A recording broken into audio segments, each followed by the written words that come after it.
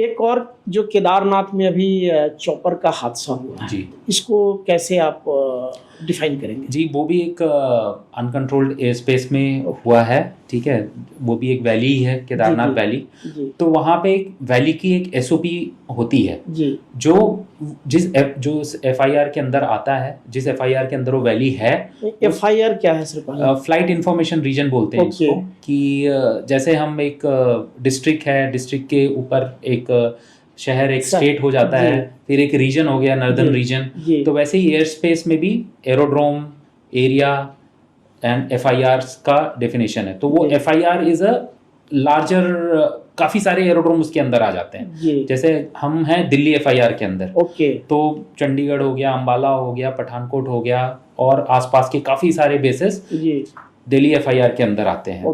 तो FIR to FIR भी traffic handing over taking over होता है। लाइक हम यहाँ से अगर ईस्ट जा रहा है तो लखनऊ स्ट्रोक अपना कैलकाटा एफआईआर, या साउथ जा रहा है, वेस्ट जा रहा है तो मुंबई एफआईआर टेक ओवर होता है। एक ट्रैफिक, जैसे हम स्टेट बॉर्डर क्रॉस करते हैं तो एक स्टेट का टैक्स यहाँ दे रहे हैं, फिर अगले स्टेट में ट्रांसफर हो रहा है। तो सिमिलरली एक ट्रैफिक एक एफआईआर से दूसरे, मतलब हैंडिंग ओवर की बात मैं करूँ कि एक एटीसी से दूसरे एटीसी में एयरक्राफ्ट की जितनी भी मूवमेंट है उसको हैंडल अगला एटीसी करेगा। एटीसी टू एटीसी हो गई, चौकी टू चौकी। जो इस स्टेट में जो नियरेस्ट चौकी है, पुलिस चौकी, और उस स्टेट की जो नियरेस्ट चौकी है, वो आपस में बात कर रही है कि हाँ ये जा रहा है। और एफआईआर हो गया स्टेट टू स्टेट। जब हम वो बॉर्डर क्रॉस करते हैं तो वो स्टेट के अंदर आ गया, उस स्टेट के रूल्स रेगुलेशन, उस स्टेट के रिस्ट्रिक्शंस उस ट्रैफिक पे लागू होंगे। वेहिकुलर ट्रैफिक की अगर हम बात करें तो सिमिलरली एयर ट्रैफिक भी एक एफआईआर से दूसरे एफआईआर में जब ट्रांजिट करता है तो वहाँ की चीज़ें उसमें लागू हो जाती हैं।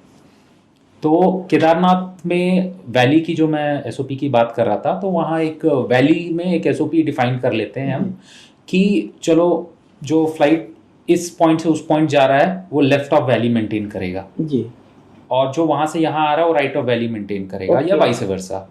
और आते जाते वो ब्लाइंड ट्रांसमिशन देता रहेगा। एक वर्ड बोलते हैं TIBA, टीबा, ट्रैफिक इंफॉर्मेशन ब्रॉडकास्ट एयरक्राफ्ट। ठीक है, तो वो आपस में वो एनोनिमस कॉल दे देता है कि रिसीविंग यूनिट रिसीव कर ले।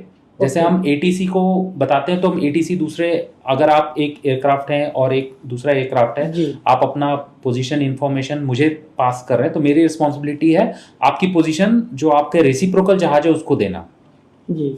वो मॉनिटर कर रहा हो तो भी ठीक है, वो ओपन फ्रीक्वेंसी पे, अगर नहीं कर रहा तो मुझे भी उसको बताना होता है। लेकिन जहाँ पे कंट्रोलिंग नहीं है, जहाँ air traffic control services establish नहीं है, तो वहाँ पे एयरक्राफ्ट ब्रॉडकास्ट करते हैं अपना पोजीशन, सो दैट वो फ्रीक्वेंसी वो भी ट्यून करके अगला जहाज भी सुन रहा है कि मैं फलाना हेलीकॉप्टर इस केदारनाथ हेलीपैड से उठा हूँ और मैं वैली के लेफ्ट में मेंटेन कर रहा हूँ इस हाइट पे, और मेरी पोजीशन काला पत्थर के पास है। एक लैंडमार्क डिफाइन कर लिया, काला पत्थर से मैं अब लेफ्ट मुड़ रहा हूँ, नदी की ओर जा रहा हूँ, तो अगला जो रेसिप्रोकल ट्रैफिक आ रहा होगा तो वो सुन लेगा, भले वो लाइन ऑफ साइट में ना हो, विजुअल कांटेक्ट में ना हो, बट वो RT मॉनिटर कर लेगा कि अच्छा मेरे सामने एक जहाज आ रहा है जो इस हाइट पे है और वैली के लेफ्ट मेंटेन करना है, तो वो लेफ्ट मेंटेन कर रहा है तो मुझे राइट मेंटेन करना है। तो इस तरह वो एक क्रॉस कर लेता है ताकि आपस में कोलिजन ना हो या कोई इंसिडेंट ना हो, तो इन्फॉर्मेशन वो आपस में पास करते हैं जहाँ ATC नहीं है, अनकंट्रोल्ड एरिया है। बिल्कुल जी, इस तरह से वो करते हैं। एंड ऐसे में काफ़ी सर्विसेज रिस्ट्रिक्ट हो जाती हैं। जैसे एज एन ATC जहाँ स्टैब्लिश्ड है वहाँ metrological, professional metrological services, met services हम प्रोवाइड करते हैं। बट अनकंट्रोल्ड एयर स्पेस में हम कहीं और से इनपुट ले करके, may not be that specific to that valley, वो इंफॉर्मेशन मेट्रोलॉजिकल की आती है। एंड प्लस वैली में अनप्रेसिडेंटेड वेदर्स बहुत है, तो sudden down draft, sudden shears, sudden gust of wind, sudden आपके क्लाउड्स आ जाएंगे, तो ये रिस्ट्रिक्शन बहुत ज़्यादा हो जाती है। इसलिए फ्लाइट सेफ्टी वहाँ पे बहुत ज़्यादा एक कंसर्न है। सर, जैसे मैं आपके बायोडाटा में देख रहा था कि ऑप्स राहत 2013 में भी आप शामिल थे, तो किस तरह से वहाँ पे आपने एयरक्राफ्ट के मूवमेंट्स को कंट्रोल किया, और अनकंट्रोल्ड जो आप बता रहे थे फ्लाइंग कंडीशन में कैसे आप काम करते हैं? जी, ये 2013 की उत्तराखंड त्रासदी, एवरीबडी इज अवेयर जी। तो उसमें क्लाउड बस्ट की वजह से काफ़ी नुकसान हुआ था, रोड रास्ते सारे टूट गए थे जी। एयरफोर्स को टास्क दिया गया था HADR मिशन के लिए। HADR stands for humanitarian assistance and disaster relief. जी बेसिकली बचाव कार्यक्रम कार्य के लिए जी एयरफोर्स को आह्वान दिया गया था, एयरफोर्स पिस्ड टू दैट जी and part of a larger mission. मुझे एक धराशू करके एक अबंडेंट एयरफील्ड है जी उत्तराखंड में, जी वहाँ मुझे पोजीशन किया गया था to regulate the traffic and monitor the HADR operations. तो जो मुझे रोल था वहाँ पे करीबन 10 से 12 फौजी जहाज, करीब 5 से 6 सिविल हेलीकॉप्टर्स और 2 से 3 फिक्स्ड विंग का मुझे एयर ट्रैफिक कंट्रोल करके उनसे जो रिलीफ मटेरियल ले आना ले जाना और जो ह्यूमन कैजुअलिटीज़ हैं उनको सही जगह पे पहुंचाने का काम दिया गया था।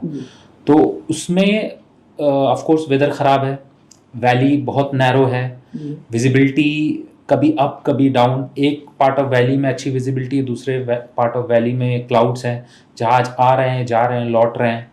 तो वो बड़ा हेक्टिक टाइम था। I stayed there for close to 30 days in the open sun and I regulated the traffic and we maximized the HADR efforts by the Indian Air Force and ये 2013 का op rahat has gone into the world records for carrying out the biggest casualty evacuation by helicopter by any country in the world. Great sir. और I hope इसके लिए आपको chief of air staff के commendation से भी सम्मानित किया गया। जी जी।